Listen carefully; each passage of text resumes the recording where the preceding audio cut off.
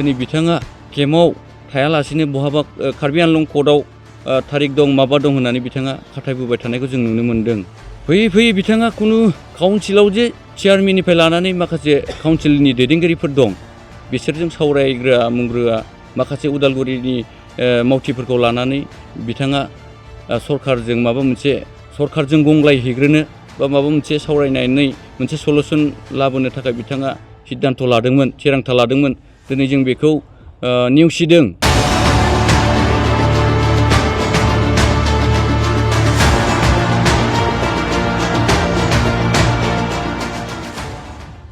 खुलुमहरग्रोनाय जाबाय।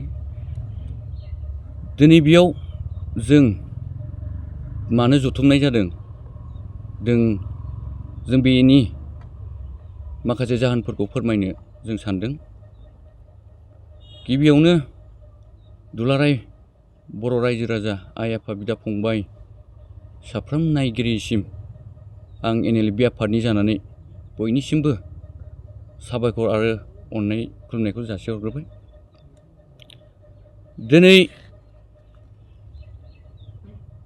जोंनि NLB आफादनि लेङाइ आफादगिरि बिबक बिथांनि बेलायाव जों फंनैसो रायजो राजानो खेंफोरथि एबा क्लियारिफिकेसनखौ जों होनो नागिरदों। दिनै जों NLB आफादा 2021 आगष्टनि 23 तारिखआव जों बे केम्पआव जों थाफैजेनदोंमोन। बे समनिफ्राय जों 6 माससोखौ जों मोजाङैनो मोजां जों सोलिबाय थादोंमोन। 6 मासनि उनाव बिथाङा माखासे थास गेलेनाय माबा गेलेनाय बेखौ जोङो खोनानो मोनदों बा जोङो बेखौ जोङो बुंनोबो हागोन। गोबाङानो बे बाथ्राखौ मिथिगौ। दिनै जों बे खोथाफोरखौ जोङो गोसो सिङाव लाखुमानानै जों दोनबोदोंमोन। बे खोथाफोरखौ जों बुंथिनो बा बुंफोरनो जों सानाखैमोन। फैयै फैयै बोसोरसेनि उनाव जों बे केम्पआव थानाय माखासे जोंनि सेंग्राफोर, जोंनि बरलेण्ड आर्मि बिथांमोननि सायाव बिथाङा गाज्रि सन्देह सासपेक्ट खालामबोबाय थादों। माब्लाबा बिदिनो जोंनि केम्प कम्पाउन्ड सिङाव जोंनि लिडारफोरा, काउन्सिलनि दैदेनगिरिफ्रा सोरबा सेंग्राफोरजों जमायै रायलायोब्ला बिथाङा बेखौबो गाज्रि नोजोर होयोमोन। बिथाङा बेयाव गाज्रि सन्देह खालामोमोन जे बेयाव ग्रुपिजिम जाबाय, सेंग्राफोरखौ ब्रेन वाश खालामगासिनो दं, बेयाव भाइरास हाबबाय होननानै बिथाङा गोबां रावजों बुङोमोन। थेवबो जों बेफोरखौ जों सैज्य खालामबोबाय थादोंमोन, धोर्ज खालामबोबाय थादोंमोन।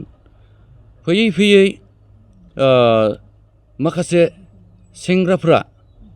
सेंग्राफोरनि सायाव बिथाङा गाज्रि नोजोर लाखिनानै सोरखौबा खोमानानै दोनदो, सोरखौबा फोजोबनानै दोनदो, बेबायदि गोबां बाथ्राया जोंनि गेजेराव बेरखांबोबाय थादोंमोन। बिथांनि बायदि थोननाय बायदि जों थाङाखै। मानोना सासे मानसिनि जिबना ओरैनो नङा। जिबनजों जों बिदि सोरनिबा जिउखौ जों गेलेनो सानाखै। बेनिखायनो जों बिथांनि थोननाय बायदि जों थाङाखै। बिनि उनाव बिथाङा आरो काउन्सिलनि माखासे दैदेनगिरिफोरखौ गाज्रि नोजोरजों गाज्रि सन्देह खालामबोबाय थादों। गोबां दैदेनगिरिफोरखौनो बिथाङा फोजोबनानै दोनदोबो होननानै जोंनि सिगाङाव बुंबोबाय थादों। खिन्थु जोङो मावाखै, खिन्थु जों बेफोरखौबो जेबो सानबोआखै। फैयै फैयै नैबे जोंहा 2 बोसोर बारबाय, 3 बोसोराव आगान होबोबाय थादों। बेफोरनि हिसाब खिथाब, थाखा फैसानि हिसाब खिथाब दिनै जोंनि बरलेण्ड आर्मिफ्रा, काउन्सिलनि दैदेनगिरिफ्रा दिनै बेखौ लुबैदोंमोन। दिनै जों बुंदोंमोन अडिट होयोब्ला मोजां जागोन, थाखा फैसानि हिसाब खिथाबखौ होयोब्ला मोजां जागोन, होनबाना जोंहा गासिबो गोसोआव मोजां मोनगोन। माखासे जोंनि मावथि दैदेनगिरिफ्राबो बा जोंनि माखासे मावथि केडार लोगोफ्राबो। दिनै बिथाङा बेखिनिखौ मावाखै। दिनै अडिट होनो थिननायाव बा बिनायाव दिनै बिथाङा केम्पआव थायालासिनो बहाबा कार्बि आंलं कर्टआव थारिख दं माबा दं होननानै बिथाङा खाथायबोबाय थानायखौ जों नुनो मोन्दों। फैयै फैयै बिथाङा लास्ट मुहुर्तआव आफादखौ फोजोबनायनि मोनसे षड़यन्त्र बिथाङा खालामदोंमोन। जोंनि नैबे उदालगुरिनि सिङाव थानाय सनाय डिजिटेड केम्प सिङाव माखासे जोंनि सेंग्राफोरखौ ब्रेन वाश खालामबोबाय थादोंमोन। जौ लोंहोनानै लिडारफोरखौ रायनांगौ, लिडारफोरखौ सोरखौबा दानस'नानै खर'खौ लानानै थांनानै थानायाव हैनांगौ, बिसिमहालागैबो बिथाङा बिथोन होबोदोंमोन। दिनै जों बेफोरखौ गोबां दुखु मोनदों। दिनै मोनसे आफादा हारिखौ रैखाथि होनो ओंखारबोनाय मोनसे आफादा दिनै बेफोरबायदि जानाङामोन होननानै जों सानदों। दिनै बिथाङा बे खामानिखौबो मावबोदों। दिनै जों सिन्था खालामनो गोनां जादों, सासे दैदेनगिरियानो बेबायदि खालामोब्ला भबिष्यतआ जोंहा मा जागोन, हारिया जोंहा मा जागोन, जों गोबां बाथ्रा जों सावरायबोनो गोनां जादों। फैयै फैयै बिथाङा खुनु काउन्सिलाव जे चेयारमेननिफ्राय लानानै माखासे काउन्सिलनि दैदेनगिरिफोर दं, बिसोरजों सावरायग्रोआ मुंग्रोआ माखासे उदालगुरिनि मावथिफोरखौ लानानै बिथाङा सरखारजों माबा मोनसे सरखारजों गंग्लायहैग्रोनो बा माबा मोनसे सावरायनानै मोनसे सलुसन लाबोनो थाखाय बिथाङा सिद्धान्त लादोंमोन, थिरांथा लादोंमोन। दिनै जों बेखौ नेवसिदों। मानोना जिहेथु जोंहा क'क्राझारावबो केम्प दं, चेयारमेननिफ्राय लानानै गोबां दैदेनगिरिफोर दं, बिसोरजों सावरायालासिनो जों बोरै फोजोबनो हानो।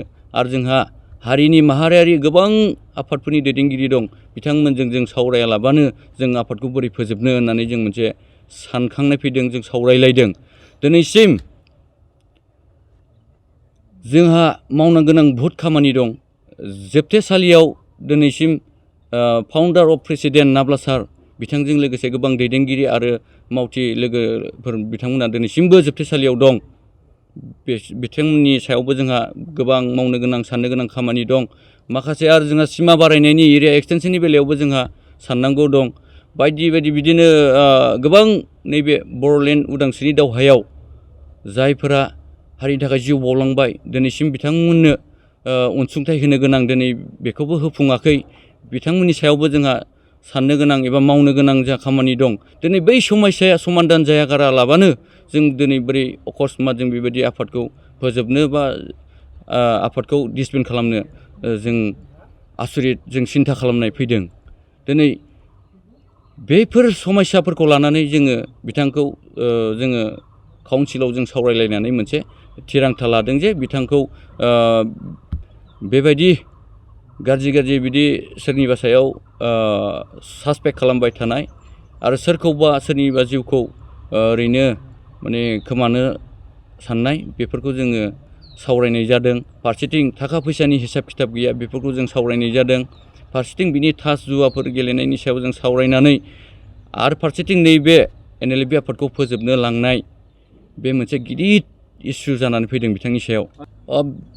बिथाङा बे NLFB आफादखौ फोजोबस्रांनो थाखाय जोंनि बिटिआरनि चिफ प्रमद बर' बिथां सारजोंबो बिथाङा सावरायदोंमोन आरो पुलिस बिफानगिरिनि गाहाय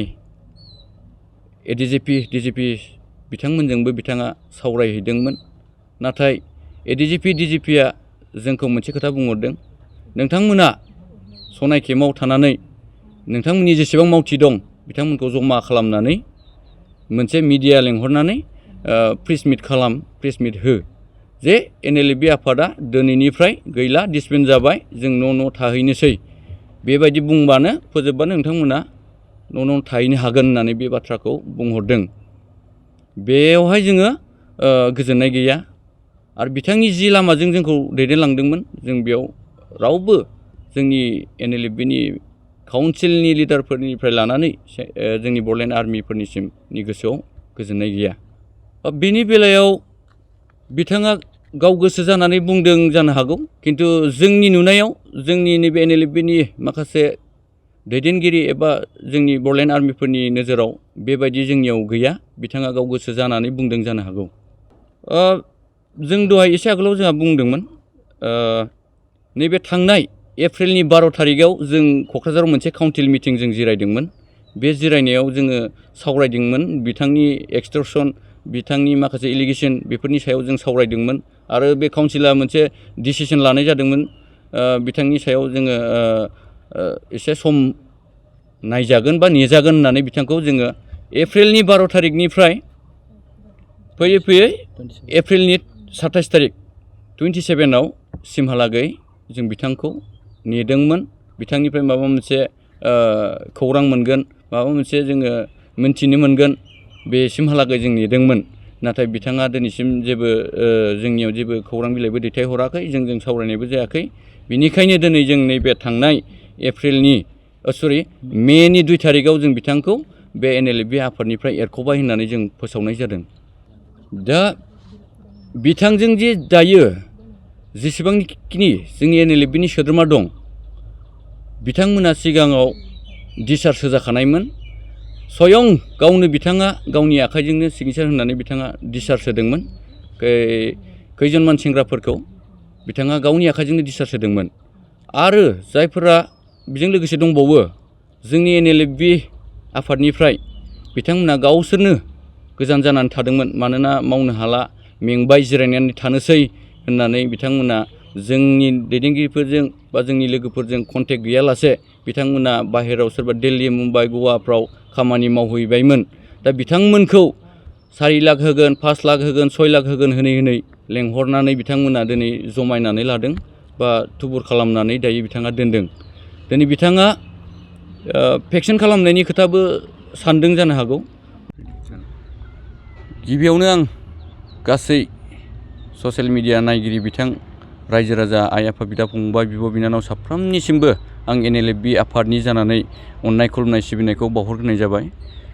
नैबे जोंनि NLFB आफादनि भाइस प्रेसिडेन्ट बक' बिथाङा जे जोंनि आफादनिफ्राय एरख'जाबाय, डिसचार्ज होजाबाय, बेनि बेलायाव आं माखासे रायजो राजाफोरनो मोनथिहोहरनो सानदों। बिथाङा जोंनि बे NLFB आफादा जेब्ला हाग्रायाव थांफिनदोंमोन, हाग्रायाव जों थांफिननानै जोङो सिजफायाराव जों फैनो गोनां जादोंमोन। बे फैनाय समाव, हाग्रानिफ्राय ओंखारबोनाय समाव बिथाङा मोनसे खोथा बुंदोंमोन जे जेलाव थानाय NDFBनि फाउन्डार प्रेसिडेन्ट डियार नाब्ला सार बिथांमोनखौ बरननांगौ होननानै बिथाङा रायजो राजाफोरनि सिगाङाव फोसावदोंमोन। दिनै बिथांनि बे फोसावनाया नंखाय होननानै जों दिनै मिथिनो मोनदों। मानोना दाख्लै बरपेटा बर'लेण्ड गेस्ट हाउसआव जोंहा मोनसे NLFB आफादनि काउन्सिल मिटिं जादोंमोन। बिथाङा बे समाव स्वयं गावनि खुगाजोंनो बिथाङा बुंदोंमोन, बै समाव जों हाग्रानिफ्राय ओंखारबोजेननायाव रायजो राजानि सापर्ट मोननो थाखाय, रायजो राजानि अननाय मोननो थाखाय बे बाथ्राखौ, नाब्ला सारनि खोथाखौ ओरैनो खुगायावसो लाफ्लानो गोनां जादोंमोन होननानै बिथाङा बे काउन्सिल मिटिङाव रोखायै बुंदों। आरो बेयाव थानाय जोंनि दैदेनगिरि माखासे काउन्सिलनि बिथांमोना बेखौ रोखायै बुंनो हागोन। मानोना बे नाब्ला सारखौ बख'नांगौ होननानै बुंनाय रावा जों ओरैनोसो बुंदोंमोन, जोंनि थांखिया बे नङा होननानै बिथाङा रोखायै बे काउन्सिल मिटिङाव बुंनाय जादों। बेखौनो आं रायजो राजा साफ्रोम नायगिरि बिथांमोननिसिम फोसावहरनाय जाबाय। गोजोन्थों। बिथांखौ जिहेतु बख'नाङा होनना बुंदों, बेखौ बख'आल'सो बुंदों। नोंथांमोननि कनस्टिटिउसन आरो नोंथांमोननि आफादाथ' बेखौ बुङाखै। दा जोंनि कनस्टिटिउसन, जिथु जोंनि संबिधान, जोंनि आफादनि जिथु माबायाव बेखौ बख'नाङा होननानै जोंहा लिरनाय गैया। मानोना बिथाङा गोबाव समनिफ्रायनो बर' हारिखौ बेंनानै लाबोनाय, बर' हारिखौ रैखाथि होबोनाय, मोनसे समाव बर'आ गैलामोन, गादब जाबायमोन, सोबख' जाबायमोन, नासय जाबायमोन, जोबस्रांनायनि लामायाव फैबायमोन। बे समाव जोंनि नाब्ला सार एबा रन्जन दैमारि सार बिथाङा मोनसे हाथियार हमनानै सोमावसारग्रा हान्जाखौ बिथाङा जोनोम होदोंमोन। बे समनिफ्राय रैखाथि होबोदोंमोन बर' हारिखौ। दिनै बिथांबायदिखौ बिथाङा जेबो बिथांनि सायाव गोथौयै सिन्था खालामालाबानो दिनै बिथाङा गावनि सार्थनि लाबालाबनि थाखाय बे बाथ्राखौ बुंबोदोंमोन। बिथाङा बेबायदि बुंनाय समाव NLFB आफादनिफ्राय जेबो हेंथा होआखैमोन। बेबायदि बिथाङा जि नाब्ला सारनि खोथाखौ बुंदोंमोन जे बिथांमोनखौ बरननायनि थांखि गैया होननानै, बेवहाय जोंनिफ्राय गोबाङानो सिन्था खालामदोंमोन। बेथ' माब्लाबाबो जानो हाया होननानै गोबां सावरायलायदों। मानोना जोङो हाग्रानिफ्राय फैजेननाय समनिफ्रायनो जिहेथु जों बिटिआर एकर्ड खालामदों, सान्तिनि सुक्ति होननानै जों गोबाङानो मिथियो, नाथाय सान्तिनि सुक्तिया नङा एबा जायाखै होननानै जों सानदों। मानोना सासे सिगनेटरि सुक्तिकारि रन्जन दैमारि सार बिथाङा गनांगौमोन। जिहेथु सुक्ति खालामखांबाय, सुक्ति खालामखांनानैबो बिथाङा जेलाव थाफिननो गोनां जादों। जों बेखौ गोबाङैनो दुखु मोनदों। आरो बेजों लोगोसे गोबां दैदेनगिरि आरो जोंनि मावथि लोगोफोर दिनैसिमबो जेलाव दङ। जों बिनि सायाव गोथौवै सावरायदों। बिथांमोनखौ उदां अख्राङाव लाबोनो हायाब्ला जों माब्लाबाबो जोङो जिरायनानै थानाय जानाय नङा होननानै काउन्सिलाव जोङो सावरायलायदों। बिथिं जोंहा माखासे मावनो गोनां सिमा बारायनायनि खोथा, बे बाथ्राखौबो जोङो सावरायदों।